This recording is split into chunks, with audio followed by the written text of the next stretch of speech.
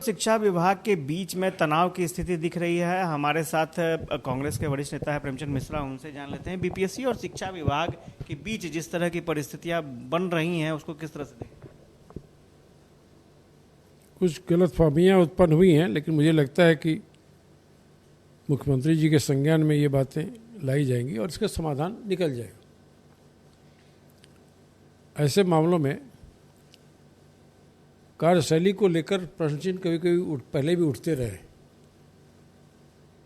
और दोनों संस्थाएं हैं जो अपने हिसाब से काम करना चाहती हैं, लेकिन इसमें अगर बयानबाजी अगर होने लगा है तो वो अनुचित है। दोनों पक्ष की तरफ से कुछ न कुछ बयान आ रहे हैं, ट्विटर पर लोग कुछ लिख रहे हैं, इसकी आवश्यकता नहीं है। और बहुत गंभीर समस्या है तो मुख्यमंत्री जी से जाकर बात करनी चाहिए,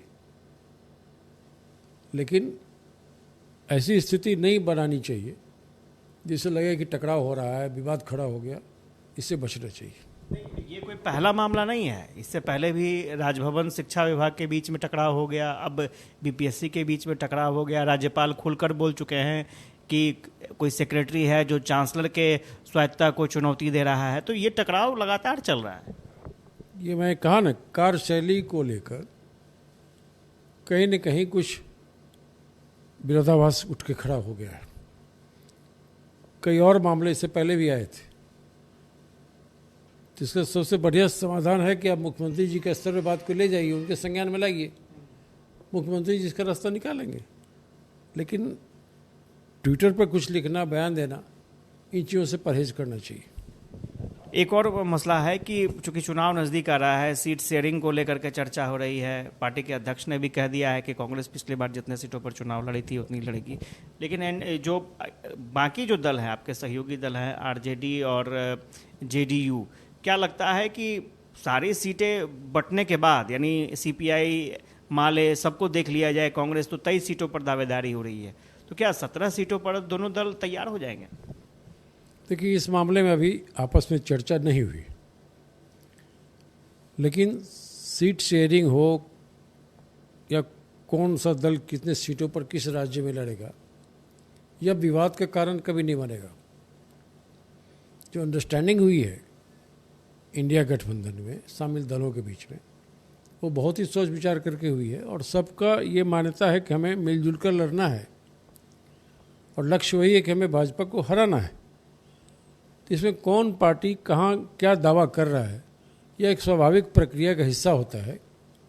जब आप गठबंधन करते हैं तो गठबंधन में शामिल दलों की इच्छा होती है उसे ज़्यादा शेयर मिले।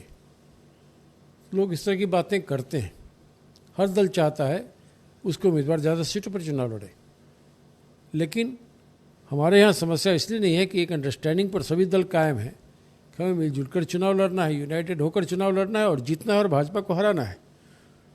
उस पॉइंट पर कोई मतभेद आपस में नहीं है। इच्छा और हैसियत भी होती है ना, किस दल की कितनी हैसियत है उसके हिसाब से। बिल्कुल बिल्कुल, गठबंधन में जब शामिल दल हैं उनको इस चीज़ का एहसास भी है और जिम्मेदारी भी सबको है। जब 28 पार्टी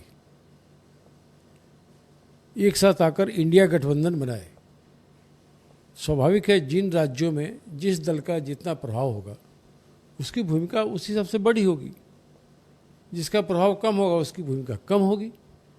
ये तो अंडरस्टैंडिंग है। राजनीति में इस तरह की बातें होती रहती हैं। लोग ज़्यादा क्लेम करते हैं, ज़्यादा सीट मांगते हैं, लेकिन लक्ष्य वही है। उस लक्ष्य पर हम सब एक हैं, इसलिए हमारा मानना है यह समस्या का कारण नहीं बनेगा।